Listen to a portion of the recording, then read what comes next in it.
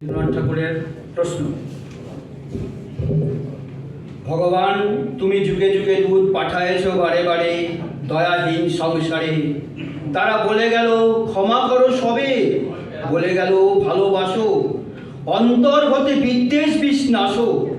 বরণীয় তারা, স্মরণীয় তারা, তবুও বাহির দ্বারে আজি দুর্দিনে ফিরানু তাদের ব্যর্থ নমস্কারে।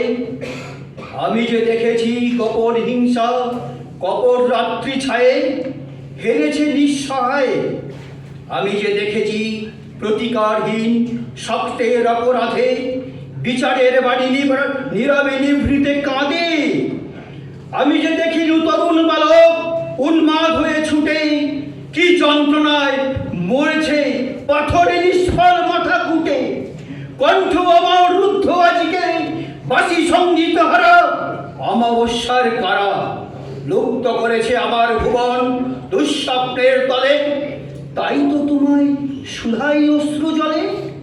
যাহারা তোমার বিষাইছে বায়ু, নিভাইছে তবু আলো, তুমি কি তাদের ক্ষমা করিয়াছ? তুমি কি বেসেছ ভালো? নমস্কার।